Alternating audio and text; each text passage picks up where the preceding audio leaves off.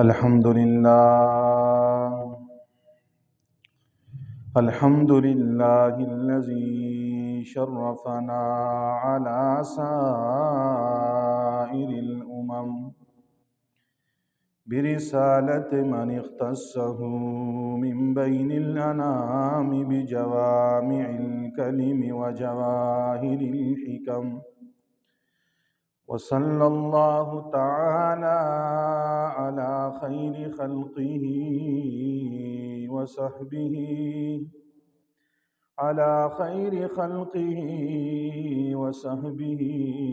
وبارك وسلم.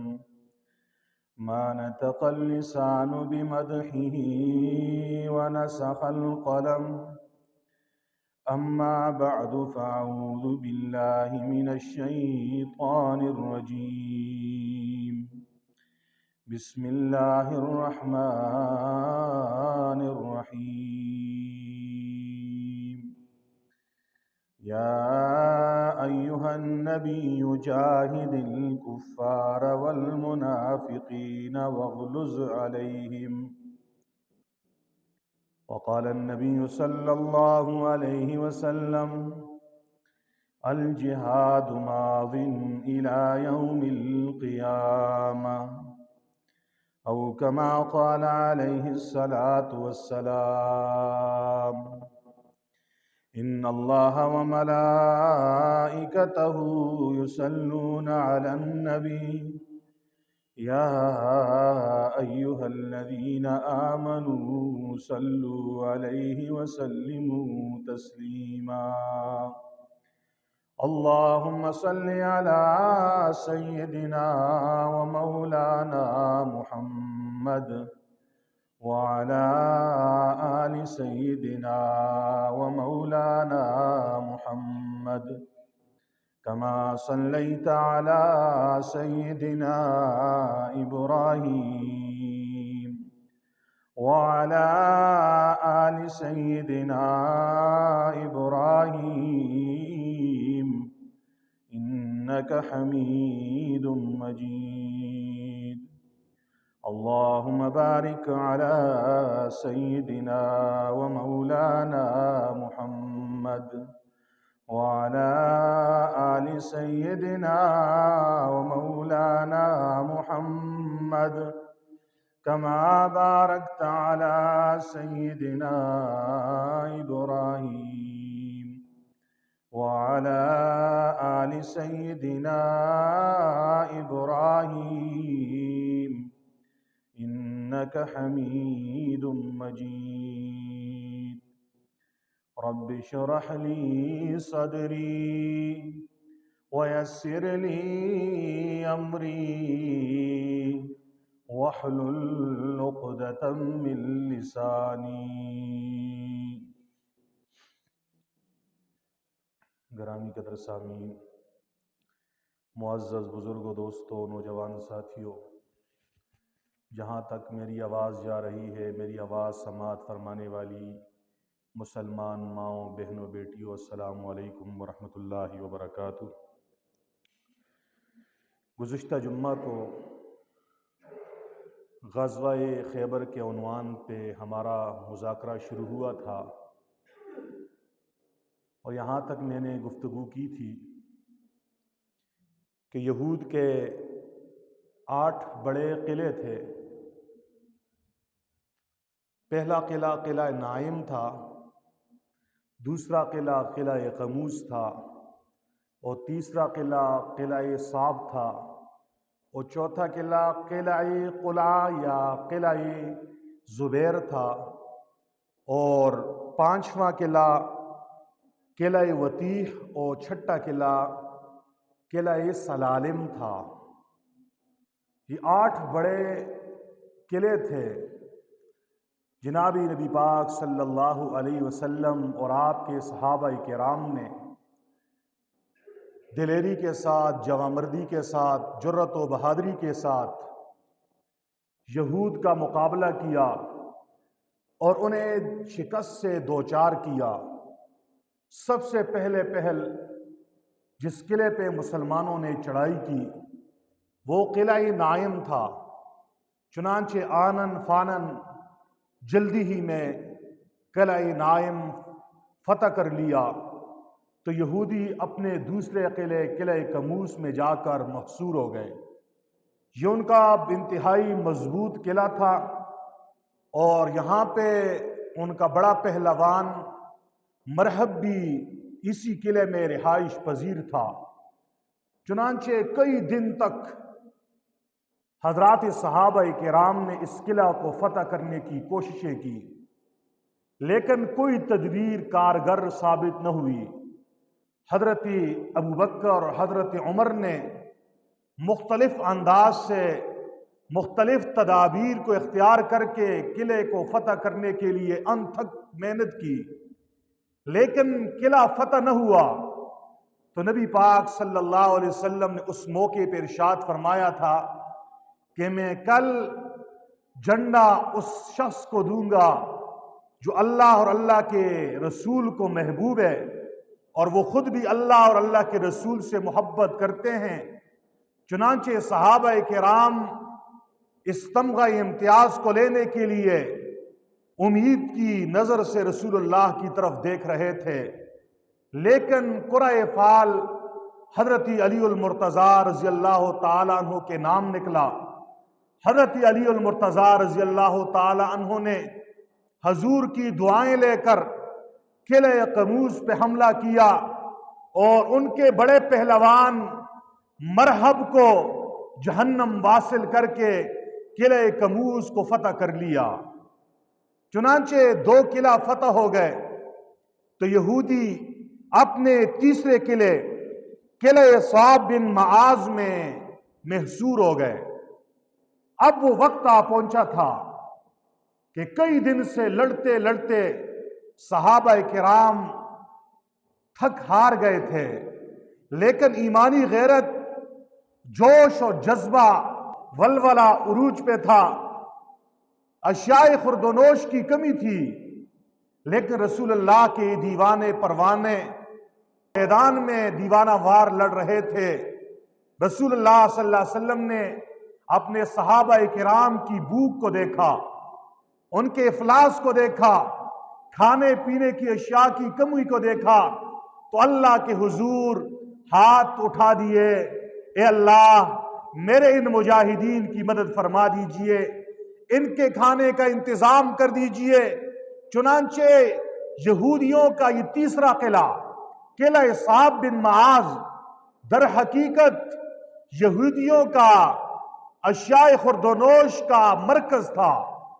یہ وہ جگہ تھی جہاں پہ انہوں نے اپنے پورے سال کا راشن انہوں نے وہاں پہ جمع کیا ہوا تھا۔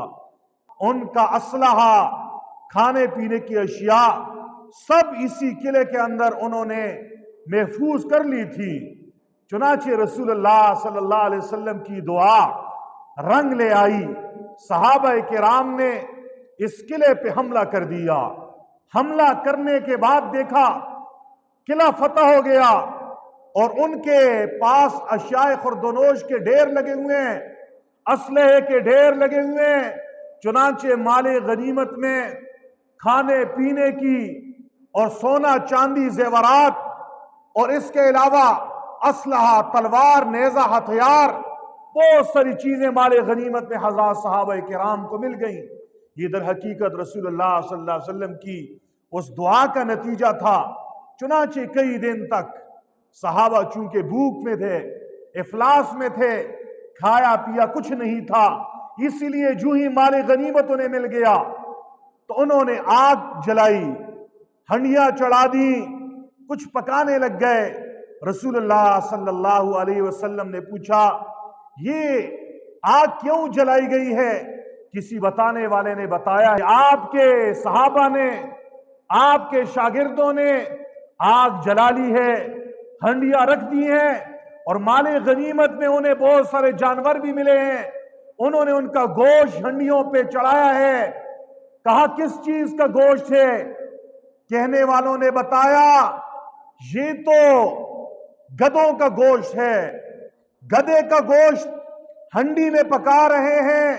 رسول اللہ صلی اللہ علیہ وسلم نے اس موقع پہ یہ حکم صادر فرمایا کہ گدھے کا گوشت نجس ہے، گدھے کا گوشت پلید ہے، اسے پھینک دو، اور جس برتن میں انہوں نے پکانے کے لیے ڈالا ہے ان برتنوں کو بھی توڑ دو۔ صحابہ کرام رضوان اللہ تعالی علیہم اجمعین نے عرض کیا، اے اللہ کے حبیب، اگر گوشت پھینک دیں اور برتنوں کو ہم مانج لیں، اچھی طرح دھو لیں، تو پھر کیا حکم ہے؟ حضور نے فرمایا ٹھیک ہے، برتنوں کو صاف کر لو اور گدھے کو گوشت پھینک دو۔ یہ وہ موقع ہے جس موقع پر گدھے کا گوشت حرام ہوا، وگرنہ عرب کے معاشرے میں، عرب کے رسم و رواج میں وہاں کے باشندے گدھے کا گوشت بھی کھاتے تھے۔ ابھی تک اسلام نے گدھے کے متعلق، گدھے کے گوشت کے متعلق کوئی حکم صادر نہیں کیا تھا، تو صحابہ کرام نے بھی اپنے پرانی روایت کے مطابق، اپنے علاقائی کلچر کے لحاظ سے گدھے کو گوشت چڑھا دیا۔ رسول اللہ صلی اللہ علیہ وسلم نے غزوہ خیبر کے موقع پر قلعہ صعب بن معاذ کے فتح کرنے کے بعد یہ حکم صادر فرما دیا، آج کے بعد قیامت تک کے لیے گدھے کا گوشت ہمیشہ ہمیشہ کے لیے حرام ہے۔ چنانچہ صحابہ کرام نے گوشت پھینک دیا، برتن دھو لیے، مال غنیمت سمیٹ لیا، مال غنیمت جمع کر لیا۔ اب 3 قلعے ان کے فتح ہو گئے ہیں، چوتھا قلعہ ایسا ہے، بڑی ہی اونچائی پہ ہے، پہاڑ کی چوٹی پہ ہے، بلندی پہ ہے۔ اب اس بلند بالا پہاڑ کی چوٹی پہ چڑھ کر دشمن کے قلعے کو فتح کرنا جوئی شیر لانے کے مترادف ہے، لیکن حضور کے صحابہ کرام نے اس قلعے کی فتح کرنے کے لیے بھی ٹھان لی۔ صحابہ کرام اس قلعے کے ارد گرد جا کر انہوں نے گھیرا ڈال دیا۔ کئی دن گزر گئے، قلعہ فتح نہیں ہو رہا۔ چوتھے دن ایک یہودی چھپ کے رسول اللہ صلی اللہ علیہ وسلم کی خدمت میں حاضر ہوا کہ اللہ کے نبی 3 دن ہو گئے ہیں، آپ لوگوں نے اس قلعے کا حصار کیا ہوا ہے، قلعے کو گھیرے میں لیا ہوا ہے، آج چوتھا دن آ گیا ہے، اے محمد آپ سال بھر ان کا محاصرہ کر لو پھر بھی فتح نہیں ہوگی۔ اس لیے کہ یہود بڑی منصوبہ ساز قوم ہے، انہوں نے راشن جمع کیا ہوا ہے، ان کے پاس پانی کے چشمے زیر زمین ہیں، انہیں دور سے چشموں کے ساتھ پائپ کنیکٹ کر کے زمین کے نیچے سے پائپ لائنیں بچھائی ہوئی ہیں، پانی کی فکر نہیں ہے، کھانے کی فکر نہیں ہے، سال بھر کا راشن موجود ہے۔ رسول اللہ صلی اللہ علیہ وسلم کی فہم و فراست کو سلام ہے، آپ علیہ السلام نے اس پائپ لائن کو کاٹ دیا، کہا معلوم کرو کہاں سے پانی آ رہا ہے، تاکہ مجبور ہو جائیں، قلعے سے باہر نکلیں اور پھر ان سے ہمارا مقابلہ ہو جائے۔ حضور کے دیوانوں نے مٹی کے نیچے، منو مٹی کے نیچے چھپی ہوئی پائپ لائنوں کو انہوں نے اس کا سراغ لگا لیا، کنیکشن کاٹ دیا گیا۔ چند دن بعد دیکھا پانی نہیں ہے، یہودی چیخے کہ یہ کیا ہو گیا، مجبوراً قلعے کے باہر نکلنا پڑا، لڑائی کرنی پڑی۔ رسول اللہ صلی اللہ علیہ وسلم کے صحابہ کرام نے اس چوتھے قلعے کے باہر بھی یہودیوں کا ایسا زبردست مقابلہ کیا کہ 10 یہودیوں کو جہنم واصل کر لیا اور اس قلعے کو بھی فتح کر کے اپنے نام کر لیا۔ اس چوتھے قلعے کو حصن قلعہ کہتے ہیں، عربی میں حصن ہا صاد نون قلعے کو کہتے ہیں، قلعہ عربی میں پہاڑ کی چوٹی کو کہتے ہیں۔ تو یہ قلعہ پہاڑ کی چوٹی پہ تھا، اس لیے اس کو قلعہ قلعہ کہتے ہیں۔ بعد میں رسول اللہ صلی اللہ علیہ وسلم نے یہ قلعہ حضرت زبیر رضی اللہ تعالیٰ عنہ کو دے دیا، یہ آپ کا ہو گیا، اس لیے اس قلعے کو قلعہ زبیر بھی کہتے ہیں۔ 4 قلعے فتح ہو گئے، یہودی پیچھے ہٹ کے اپنے بقیہ قلعوں کے اندر جا کے وہ محصور ہو گئے. سب قلعے فتح کرتے کرتے آخر میں 2 قلعے رہ گئے. ایک قلعے کا نام وطیح ہے اور ایک قلعے کا نام قلعہ سلالم ہے. یہ آخری 2 قلعے ان کے رہ گئے. اب یہودی ان قلعوں میں محصور رسول اللہ صلی اللہ علیہ وسلم اور آپ کے صحابہ کرام نے ان کا گھیرا کیا ہوا ہے کہ باہر نکلیں گے, مقابلہ ہوگا, ان قلعوں کو بھی فتح کر لیں گے. ایک دن گزرا, دوسرا دن گزرا, 1 ہفتہ گزرا, 10 دن گزر گئے, 12 دن گزر گئے, قلعہ فتح نہیں ہو رہا. یہاں تک کہ 14 دن ہو گئے, قلعہ فتح نہیں ہو رہا. 14 دن کے بعد یہودی مجبور ہو گئے, سرنڈر ہو گئے, ہتھیار ڈال دیے, امن کی بھیک مانگنے لگے. میرا اور آپ کا پیغمبر امن و سلامت ہے, سلامتی والا نبی ہے, پیغمبر امن و سلامتی ہے. آپ علیہ السلام ہر حال میں جنگ ہی کو پسند نہیں کرتے تھے. کوئی امن کی بھیک مانگ رہا ہے, صلح کرنا چاہتا ہے, امن کا معاہدہ کرنا چاہتا ہے, رسول اللہ صلی اللہ علیہ وسلم امن اور صلح کے لیے تیار ہیں. رسول اللہ صلی اللہ علیہ وسلم نے ان کی اس آفر کو قبول کیا. ٹھیک ہے, آپ کے ساتھ صلح کرتے ہیں, جنگ بندی کا معاہدہ کرتے ہیں, ہم آپ کو کچھ نہیں کہیں گے, لیکن ہماری کچھ شرائط ہیں. ہماری شرط یہ ہے کہ آپ نے اپنا سونا, چاندی, نگدی, زیورات سب کچھ ہمارے حوالے کرنے ہوں گے. آپ نے جنگی آلات حرب, اسلحہ, تیر تلوار, نیزہ, یہ چیزیں آپ نے ساتھ نہیں لے جا سکیں گے. صرف اپنے تن کے کپڑوں میں آپ یہاں سے جلاوطن ہو کے یہاں سے نکلیں گے. اس شرط پہ آپ کے ساتھ ہماری صلح ہو سکتی ہے. ان کی طرف سے صلح کے لیے, مذاکرات کے لیے جو یہودی آیا تھا اس کا نام ابن ابی الحقیق ہے.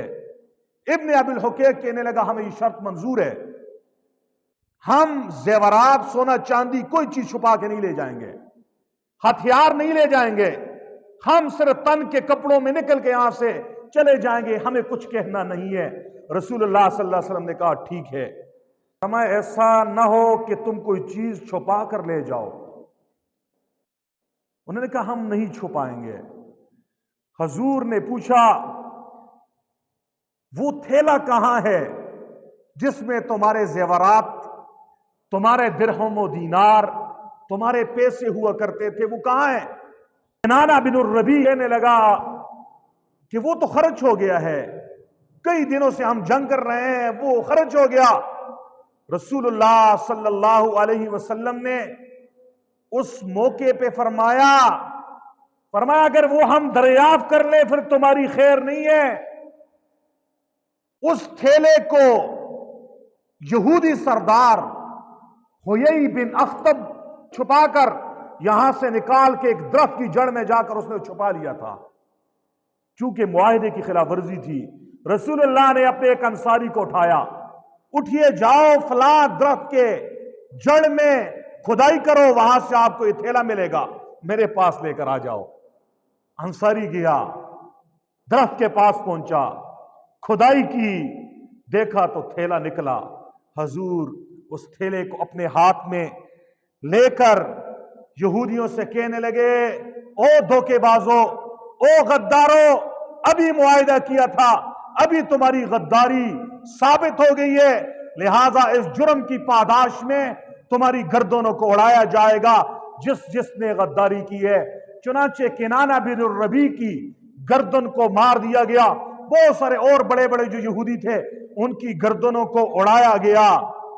بقیہ نے پھر بھیک مانگی کہ اللہ کے نبی, ہم نے معاہدہ کیا ہے نا, ہم یہاں سے جلاوطن ہوں گے, انہوں نے غداری کی ہے, حیی بن اخطب اس تھیلے کو چرا کر لے گیا ہے, کنانہ بن الربیع نے آپ سے جھوٹ بولا ہے, لہٰذا ہمارا قصور تو نہیں ہے, ہم تو اپنے معاہدے پر قائم ہیں, لہٰذا ہمیں یہاں سے جلاوطن ہونے کی اجازت دے دیجئے. رسول اللہ صلی اللہ علیہ وسلم نے فرمایا ٹھیک ہے تم یہاں سے جلاوطن ہو کے یہاں سے نکل سکتے ہو۔ اسی اثنا میں ایک اور علاقہ ہے جس کا نام فدق ہے۔ فدق والوں پہ بھی پریشر آ گیا، گھبرا گئے، وہ رسول اللہ صلی اللہ علیہ وسلم کے پاس خود آ گئے، کہنے لگے دیکھو آپ نے خیبر والوں کے ساتھ جو صلح کی ہے کہ یہ یہاں سے جلاوطن ہوں گے اور اپنا سارا مال یہیں پہ چھوڑیں گے، ہمیں بھی اس شرط کے ساتھ اجازت دو ہم بھی اپنا مال، اپنے آلات حرب، جنگی آلات، سونا چاندی، مال مویشی، اپنے یہاں پہ کوٹھیاں، سب کچھ آپ کے حوالے کریں گے، زمین جائیداد، ہمیں کچھ نہیں کہنا۔ حضور نے فرمایا ٹھیک ہے ہمیں منظور ہے۔ چنانچہ فدق کا علاقہ بغیر کسی جنگ کے، بغیر کسی لڑائی کے حضور نبی کریم کے قبضے میں آ گیا۔ اس لیے رسول اللہ صلی اللہ علیہ وسلم نے فدق کی زمین پوری زندگی اپنے قبضے میں رکھی اور اپنی مرضی سے اس کو استعمال کرتے تھے، غریب غربا کو دیتے تھے، اپنے اقربا رشتہ داروں کا خرچہ اس فدق کی زمین سے اٹھایا کرتے تھے۔ حضور کے بعد ابوبکر صدیق نے بھی حضور کی منشا کے مطابق فدق کی زمین کو اپنے قبضے میں رکھا اور اس کی آمدنی حضور کے اہل بیت، حضور کے ان رشتہ داروں کو دیا کرتے تھے جن کو حضور اپنی زندگی میں دیا کرتے تھے۔ چنانچہ حضرت ابوبکر صدیق سے ایک موقع پر حضرت فاطمہ رضی اللہ تعالی عنہا نے مطالبہ بھی کیا، اے ابوبکر یہ فدق کی زمین میرے والد کی ہے، یہ میراث میں مجھے دے دی جائے۔ حضرت ابوبکر صدیق نے ایک تاریخی جملہ اس وقت ارشاد فرمایا میں نے حضور نبی کریم سے سنا ہے لا نورث ما ترکنا صدقہ، ہمارے وارث کوئی نہیں ہوا کرتے، فرمایا ہم جو چھوڑتے ہیں وہ صدقہ ہوتا ہے۔ حضور کا حکم ہے اسے میراث میں تقسیم نہیں ہو سکتی۔ رہی بات یہ کہ اس کی آمدنی اور اس سے حاصل ہونے والے منافع جس طرح حضور آپ کو دیا کرتے تھے میں بھی اسی طرح دے رہا ہوں۔ حضرت عمر رضی اللہ تعالیٰ عنہ نے بھی اپنے زمانہ خلافت میں پھر اسی طریقے سے اس ذمہ داری کو پورا کیا۔ غرض یہ کہ فدق کا علاقہ بھی بغیر جنگ کے قبضے میں آ گیا۔ خیبر سارا کا سارا جنگ اور جہاد کے نتیجے میں قبضے میں آ گیا۔ 14 یا 15 صحابہ کرام شہید ہوئے، 93-94 یہودی مردار ہوئے، جہنم واصل ہوئے، اور خیبر فتح ہو گیا۔ بہت سارا مال غنیمت قبضے میں آ گیا۔ اب یہودی دوبارہ حضور کے پاس آ گئے، کہنے لگے اللہ کے نبی ہم کاشتکار لوگ ہیں، ہم کھیتی باڑی کے گر جانتے ہیں، ایسا کر لیں ہمارے اوپر احسان، مالک آپ ہیں ان زمینوں کے، لیکن ہم کاشتکاری کریں گے، زراعت کریں گے، کھیتی باڑی کریں گے، یہ خیبر کی زمینیں بٹائی پر ہمیں دے دیجئے، جو فصل ہوگی آدھی ہماری آدھی آپ کی، اور یہ معاہدہ اس وقت تک جاری رہے گا جب تک آپ کہیں گے۔ آپ نے کہہ دیا کہ بوری بستر اٹھاؤ ہم یہاں سے چلے جائیں گے، مالک آپ ہیں اور ہمیں کھیتی باڑی میں اپنے ساتھ شریک کر لو تو ہمارے اوپر احسان ہوگا۔ رسول اللہ صلی اللہ علیہ وسلم نے ان پہ احسان کیا، فرمایا ٹھیک ہے کاشتکاری تم کرو، محنت تم کرو، زمینیں مسلمانوں کی ہوں گی، وہ فصل آدھی ہماری ہوگی آدھی تمہاری ہوگی۔ چنانچہ حضرت عبداللہ بن رواحہ رضی اللہ تعالیٰ عنہ کی یہ ذمہ داری تھی، جب بھی فصل کاٹ دی جاتی، کھلیان میں ڈھیر لگ جاتے، حضرت عبداللہ بن رواحہ چلے جاتے اور اس فصل کو تقسیم کرتے، 2 ڈھیر بناتے، ایک ڈھیر اور ادھر دوسرا ڈھیر۔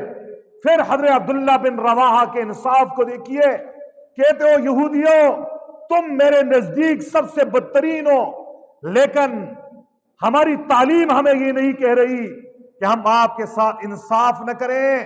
میں یہ فیصلہ کر رہا ہوں جو ڈھیر تمہیں پسند ہے، جو کھجوروں کا ڈھیر تمہیں پسند، جو غلے کا ڈھیر تمہیں پسند، اس پہ ہاتھ رکھو، وہ تمہارا باقی ہمارا ہے۔ یہودی اس وقت کہہ دیتے او عبداللہ بن رواحہ، آپ کے اس انصاف ہی کی وجہ سے اللہ نے زمین اور آسمان کا نظام قائم کیا ہوا ہے کہ آپ جیسے انصاف والے لوگ ابھی باقی ہیں۔ چنانچہ یہ خیبر کے علاقے حضور کی زندگی میں یہودی اس کے کاش کیا کرتے تھے۔ ابو بکر صدیق کی زندگی میں بھی اسی طرح نظام چل رہا تھا۔ حضرت عمر فاروق رضی اللہ تعالیٰ عنہ کا جب دور حکومت آ گیا، آپ نے سمجھ لیا یہ یہودی پھر مضبوط ہو رہے ہیں، لہٰذا ان کو یہاں سے بھگا دیا جائے۔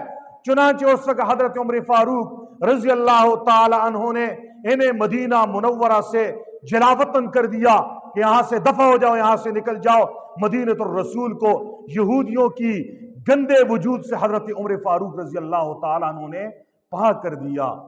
یہ غزوہ خیبر کا وہ تاریخی واقعہ تھا۔ اس غزوہ خیبر میں جہاں پہ مال غنیمت ہاتھ آیا، وہیں پہ بہت ساری باندیاں بھی مال غنیمت میں حضرات صحابہ کرام کے حصے میں آئی۔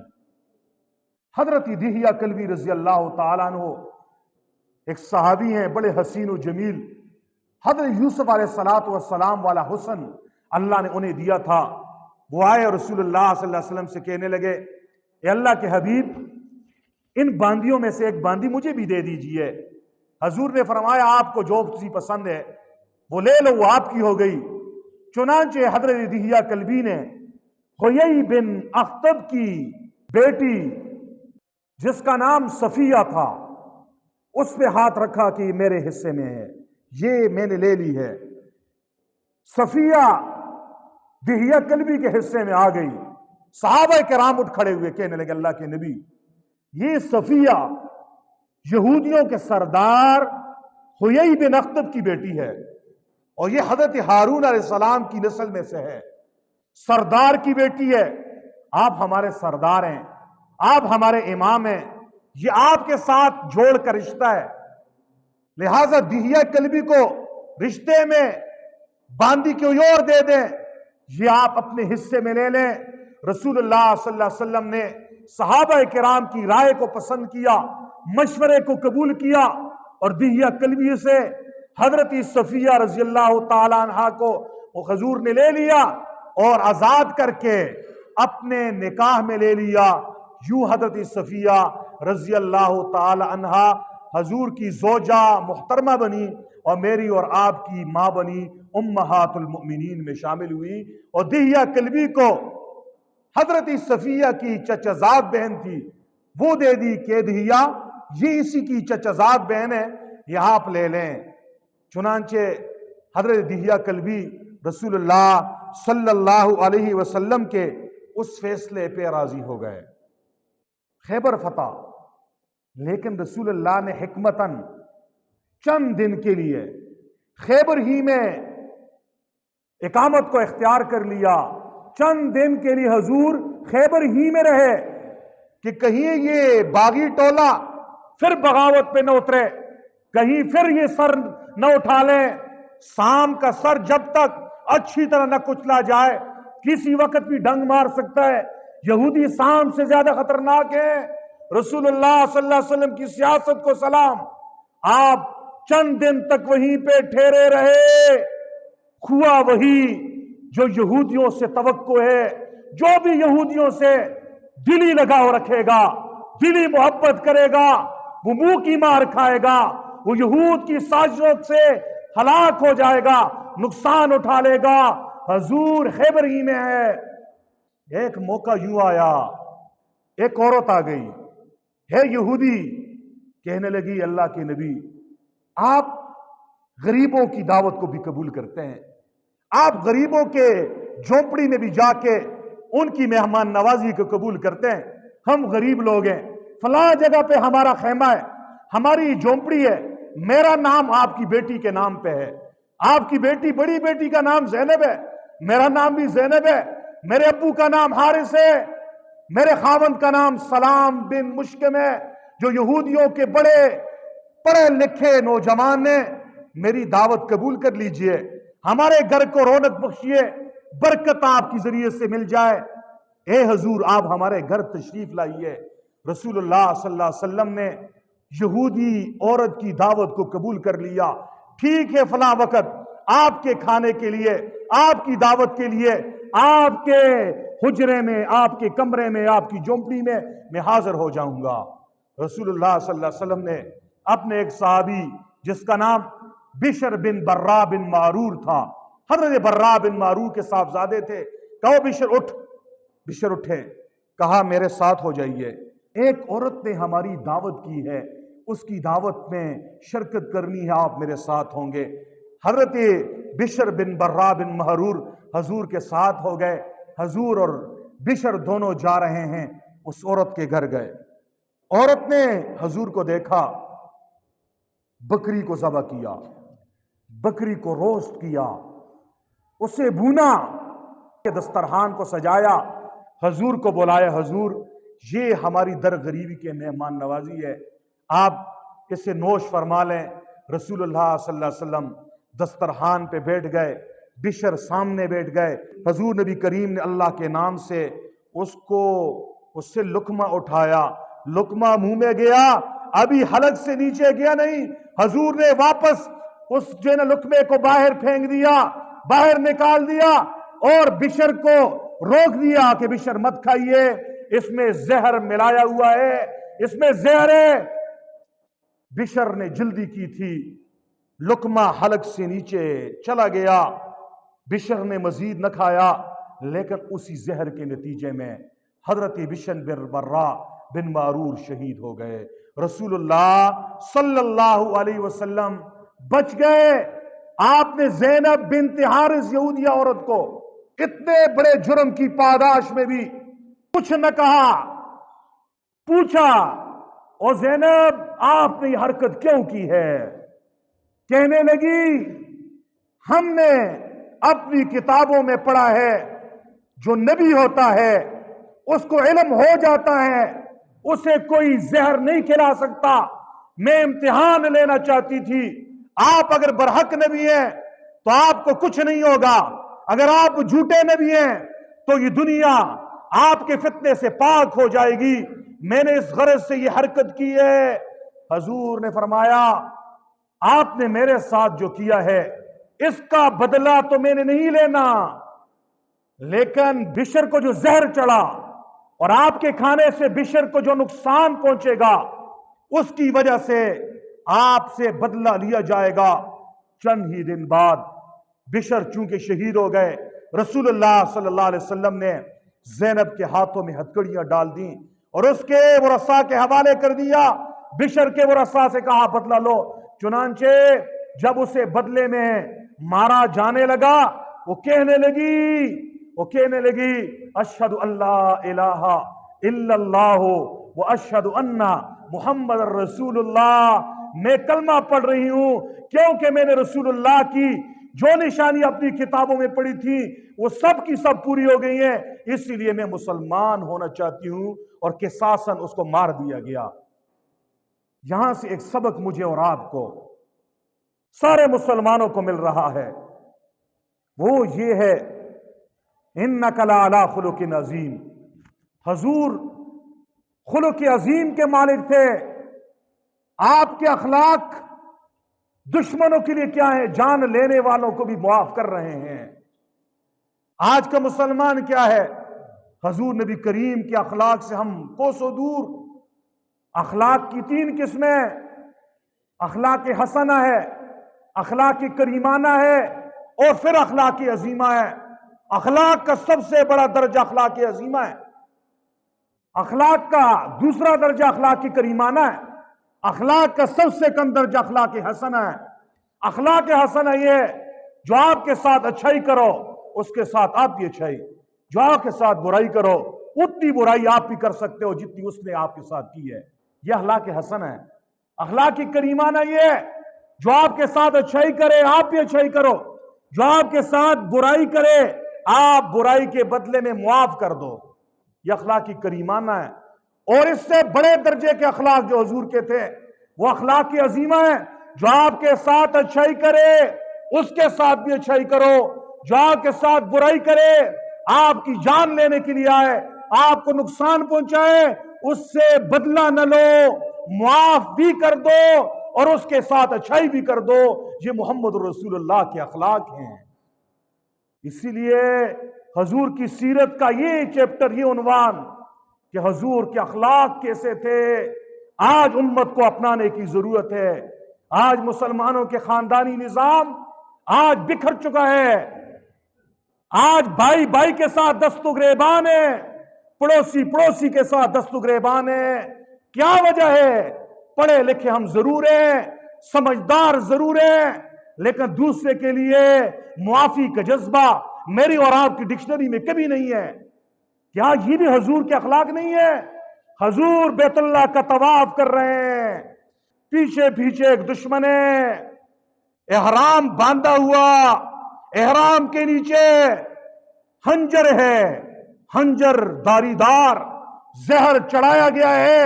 آگے حضور، پیچھے وہ، تلاش میں ہے، موقع کی تلاش میں کہ جو موقع ملے گا میں مطاف کے اندر محمد الرسول اللہ پہ حملہ کر کے اس کی جان لینا چاہتا ہوں۔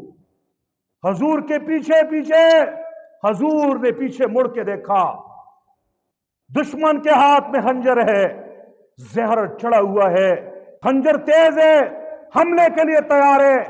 رسول اللہ صلی اللہ علیہ وسلم نے اسے ایک تاریخی جملہ ارشاد فرمایا فضالہ آ گئے، او فضالہ آ گئے۔ فضالہ کے ہاتھ تھرانے لگے، کانپنے لگے۔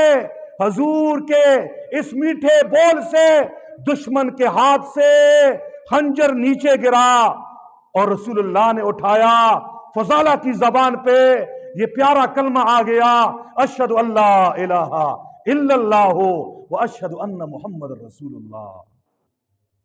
حضور نبی کریم ہے، 2 مرتبہ ایسا ہوئے 2 غزوات کے دوران حضور درخت کے نیچے لیٹے ہوئے ہیں، دشمن نے دیکھا حضور آرام کر رہے ہیں، میٹھی نیند سوئے ہوئے ہیں، کام تمام کیا جائے۔ دشمن آیا، درخت کے ساتھ لٹکی ہوئی تلوار کو لیا، تلوار سونتی، حضور کی آنکھ کھلی، پوچھنے لگے اے محمد آپ کو کون بچائے گا؟ رسول اللہ کی زبان سے ایک جملہ تھا، کہنے لگے اللہ۔ لفظ اللہ سننے کی دیر تھی، دشمن کا ہاتھ تھرایا، تلوار نیچے، رسول اللہ کے ہاتھ میں۔ دشمن سے حضور مخاطب ہوئے کہ انہیں بتاؤ آپ کو کون بچائے گا؟ دشمن نے بھی یہ جملہ کہا، انک لعلی خلق عظیم، آپ عظیم اخلاق کے مالک ہیں، آپ جان لینے والوں کو بھی معاف ہی نہیں کرتے، احسان بھی کرتے ہیں، اچھائی بھی کرتے ہیں، یہی توقع آپ سے ہے۔ حضور نے فرمایا جاؤ میں نے معاف کر دیا۔ تو دشمن نے، جان لینے والے نے بھی کلمہ پڑھا، اشہد ان لا الہ الا اللہ و اشہد ان محمد رسول اللہ۔ یہ مجھے اور آپ کو بھی کوئی دعوت فکر دے رہا ہے۔ ہم کیوں اپنے بھائی کی، اپنی بہن کی، اپنے پڑوسیوں کی، اپنے رشتہ داروں کی چھوٹی چھوٹی معمولی باتوں پہ تیش میں آ جاتے ہیں، غصے میں آ جاتے ہیں، آپے سے باہر نکل آتے ہیں، ہتھیار اٹھا لیتے ہیں، دستوں گریبان ہو جاتے ہیں، ایک دوسرے کے ساتھ بائیکاٹ کر لیتے ہیں، غمی خوشی بند کر لیتے ہیں۔ یہ محمد رسول اللہ کے اخلاق نہیں ہے۔ حضور کے اخلاق تو یہ ہے نا، آپ کی تکلیف پہنچانے والا عبداللہ بن ابی بن سلول جیسا بدبخت، وہ منافق جس نے حضور کی پیاری بیوی حضرت اماں عائشہ پہ تہمت باندھی تھی، بہتان لگایا تھا، ہر موقع پہ حضور کو تکلیف پہنچائی تھی۔ جب دنیا سے وہ بھی گئے نا، رسول اللہ صلی اللہ علیہ وسلم کے پاس اس کا بیٹا آتا ہے، نام عبداللہ ہے، اس کی بیٹی ہے، نام جمیلہ ہے، بیٹا بھی سچا عاشق ہے، بیٹی بھی سچی عاشق ہے۔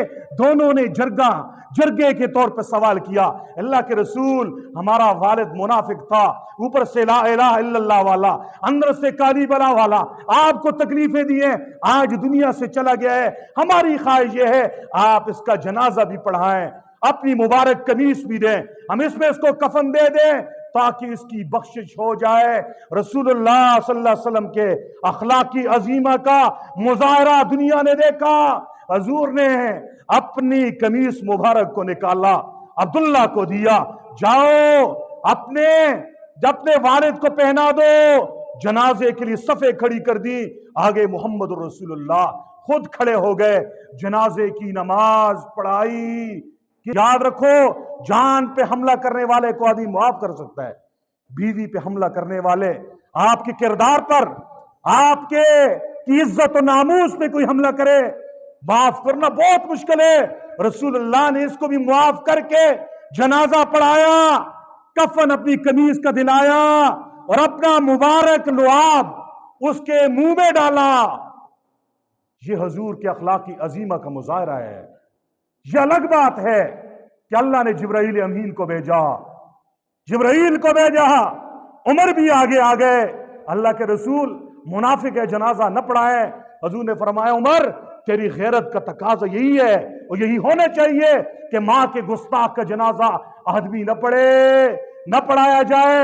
یہ آپ کی ماں عائشہ کا گستاخ ہے، لیکن میں محمد رسول اللہ رحمت للعالمین بن کے آیا ہوں، میری رحمت کا تقاضا یہ ہے، میرے اخلاق کا تقاضا یہ ہے، انک لعلی خلق عظیم کا تقاضا یہ ہے، اس جیسے دشمن کا بھی جنازہ پڑھا لوں۔